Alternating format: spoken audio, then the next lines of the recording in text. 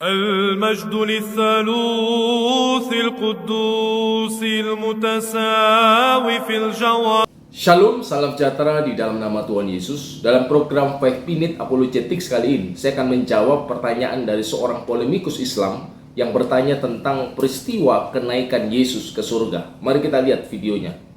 Memang dia dari suku Yehuda, memang dia manusia sepenuhnya, tapi sang logos ilahi dalam kealahannya tetaplah Allah dan tidak bersilsilah. Dan kitab kami, kitab Ibrani, itu menjelaskan itu begitu detail. Bahwa Yesus dalam keilahiannya itu tidak bersilsilah. Oke. Yesus memiliki dua natur. Ketika naik ke sorga, ke langit, kemanusiaan Yesus tetap manusia. Keilahiannya adalah keilahian. Berarti yang terangkat ke sorga ada dua. Anak Maria pun terangkat ke sorga. Yang terbuat dari daging, darah, dan tulang. Pertanyaan saya, apa kedudukan kemanusiaan Yesus di surga? Manusiakah dia? Atau dia adalah Tuhan? Kalau dia adalah manusia, berarti benarlah iman Islam. Yesus hanya utusan Tuhan. Nah, dalam video tersebut ada beberapa hal yang ingin saya responi terkait pernyataan sekaligus pertanyaan dia. Ini ada dua hal saya tuliskan di sini. Yang pertama, saya ringkaskan, dia katakan Yesus memiliki dua natur. Ketika naik ke surga, kemanusiaan Yesus tetap manusia, keilahian tetap keilahian. Berarti yang terangkat ke surga ada dua. Anak Maria terangkat ke surga yang terbuat dari daging, darah, dan tulang. Nah, ini pernyataan dia yang pertama. Yang kedua, pertanyaan dia, apa kedudukan kemanusiaan Yesus di surga? Manusia atau Tuhan?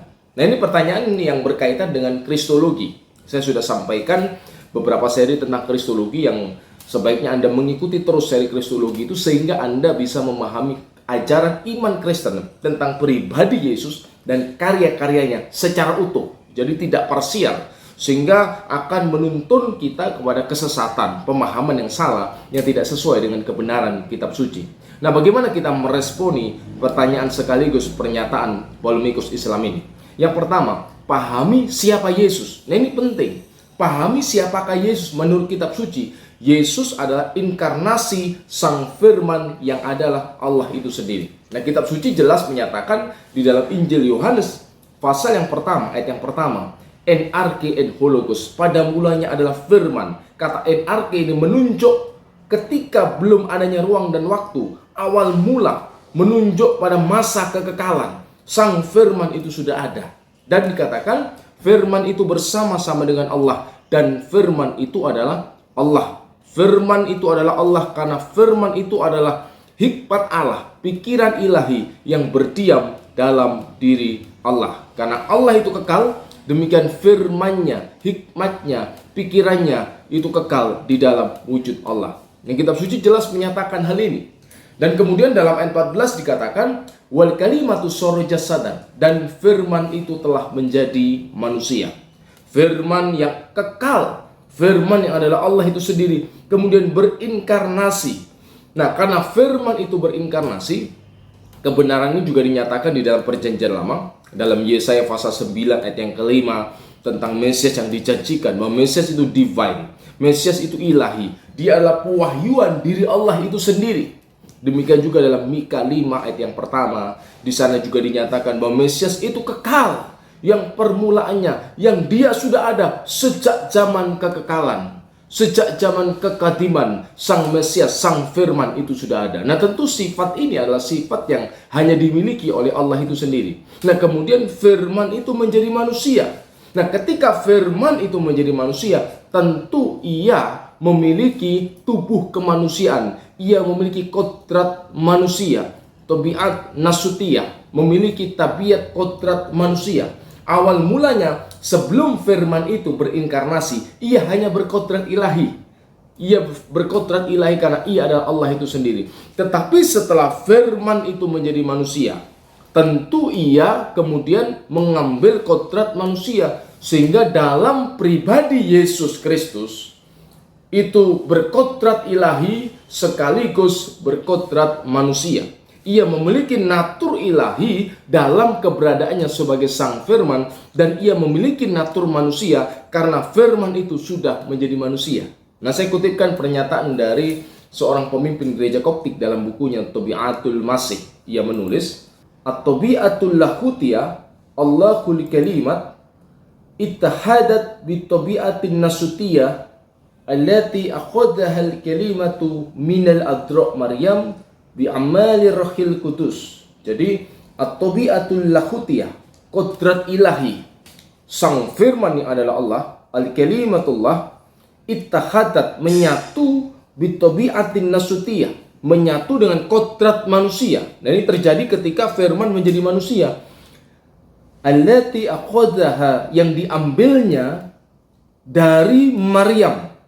Jadi kodrat kemanusiaan sang firman itu diambilnya dari Maryam bi amali Rohil Kudus, dengan atau melalui karya Roh Kudus. Nah, kemudian saya kutipkan juga pernyataan dari Santo Kyrillos dari Alexandria, seorang bapak gereja. Dia katakan, tabiatu wahidah, satu kodrat, satu pribadi, hiya tabiatullahil kalimatil mutajassid, satu kodrat pribadi atau satu kodrat atau pribadi, yakni kodrat Allah sang firman yang menjadi daging. Artinya dalam pribadi Yesus sang firman yang sudah menjadi manusia, itu adalah satu pribadi yang memiliki dua kodrat sekaligus sebagai peristiwa inkarnasi. Sebagai dampak, sebagai akibat dari peristiwa inkarnasi, firman yang mulanya hanya berkodrat ilahi, karena dia adalah Allah itu sendiri. Setelah firman itu berinkarnasi, ia akodaha, ia mengambil kodrat kemanusiaan. Sehingga dalam satu pribadi Yesus sekaligus berkodrat ilahi dan berkodrat manusia. Itu yang dikatakan tabiatul lahil kalimatil mutajassad, Allah sang firman, satu pribadi, yakni Allah sang firman yang menjadi manusia. Itulah Yesus Kristus. Saya kutipkan lagi dalam tulisan Tabiatul Masih, innal masiha laisa ibnain, ahadun huma ibnullahil ma'bud wal akhar insan ghairu ma'bud, wa nahnu la nafsilu baina lahutihi wa nasutihi. Jadi dikatakan sesungguhnya Kristus, innal masih laisa ibnain, dia bukanlah dua pribadi, tidak ada dua Kristus. Ahadun huma ibnullahil ma'bud, satu adalah anak Allah yang disembah, al-ma'bud, dan satu lagi manusia biasa yang tidak disembah, ghairu ma'bud. Wa nahnu la nafsilu baina lahutihi wa nasutihi, kami tidak memisahkan antara kodrat ilahi dan manusianya. Artinya dalam satu pribadi Yesus itu menyatu secara sekaligus bersamaan kodrat ilahi dan kodrat manusia, dan tidak ada dua pribadi Yesus. Kalau kita baca dalam kitab Injil, Yesus tidak pernah berkata kami. Sebelum Abraham jadi kodrat ilahiku, kami sudah ada. Tidak. Ia berkata, sebelum Abraham jadi, aku ada. Yang menunjuk pribadinya secara utuh, sang firman yang menjadi manusia. Meskipun kodrat kemanusiaannya memang baru diambil ketika firman itu menjadi manusia.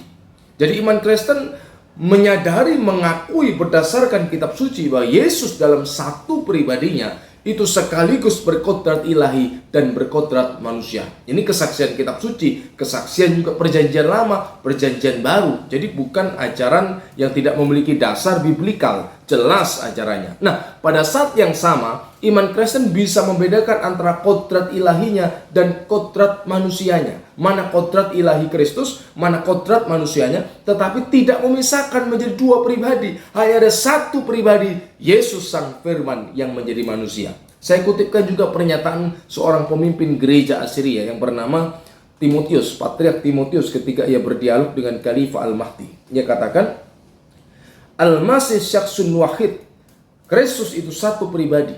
Syaksun wahid min tabi'atain, dari dua kodrat, dari dua tabiat.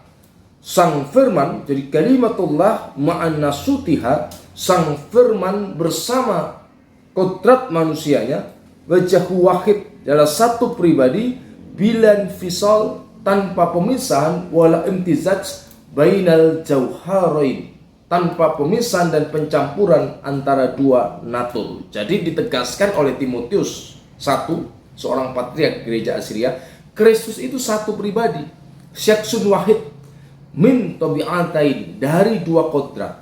Jadi dalam satu pribadi Yesus itu sekaligus berkodrat ilahi, sang firman, berkodrat manusia tanpa pemisahan. Jadi ketika firman menjadi manusia tidak lagi terpisah, tetapi bisa dibedakan. Yang terakhir dikatakan oleh Saint Athanasius tentang Yesus. Wa kama qala al-Qidis Athanasius, seperti dikatakan oleh Saint Athanasius anis Sayyidil Masih, tentang Tuhan kita Kristus, laisa huwa tabi'atain. Jadi dia tidaklah memiliki dua natur, nasjudu lil wahidat wala nasjud lil akhara, bal tabi'atun wahidatun hiyal kalimatil mutajassid. Jadi artinya dia bukanlah memiliki dua natur yang kepada satu natur kita sujud dan tidak pada natur lainnya, melainkan bal tabi'atun wahidatun hiyal kalimatul mutajassid, melainkan satu pribadi, ya kan, dari dua natur, satu pribadi, naturnya ilahi, natur manusia. Al-masjud lahu ma'a jasadihi sujudan wahidan, yakni sang firman yang menjadi manusia, iyal kalimatul mutajassid, yang disembah, ya kan, al-masjud lahu ma'a jasadihi sujudan wahidan, dia disembah bersama seluruh keberadaannya secara utuh. Dia satu pribadi, Yesus Kristus sang firman yang menjadi manusia. Jadi kalau Anda ditanya apakah ada dua Kristus, hanya ada satu Kristus. Seperti pernyataan Polemikus tadi. Jadi ada dua Kristus yang naik ke surga. Tidak, hanya ada satu Yesus sang firman yang menjadi manusia. Ini adalah kesatuan hipostatik di dalam bahasa teologis. Kesatuan antara dua kodrat ilahi dan manusia dalam satu pribadi Yesus yang tidak terpisahkan, tetapi bisa dibedakan. Jadi tidak tepat kalau dikatakan ada dua yang naik, Yesus sang firman dan Yesus anak Maria. Tidak, satu pribadi. Memang bisa dilihat dibedakan, di mana dalam kodrat kemanusiaan dari Maryam, tetapi ia juga sekaligus sang firman yang menjadi manusia. Dan pertanyaan, apa posisi kedudukan manusia Yesus di surga, manusia atau Tuhan? Nah, ini pertanyaan tidak relevan. Kalau Anda memahami kristologi dengan baik, maka pertanyaan ini tidak muncul. Karena seperti dikatakan tadi, orang Kristen tidak menyembah kepada satu natur dan tidak menyembah kepada natur lainnya. Tidak, karena dalam satu pribadi manusia Yesus, karena orang menyembah, orang beribadah, itu yang disembah ada pribadinya secara utuh. Bicara relasi, ketika seorang Kristen berelasi dengan Kristus, itu bicara keutuhan pribadi Yesus, sang firman yang menjadi manusia. Tidak dipisah-pisahkan. Tubuh yang naik ke surga adalah tubuh kemuliaan yang menjadi pioner bagi kemanusiaan manusia yang sudah dipulihkan nanti. Jadi Yesus naik ke surga dengan tubuh kemanusiaannya.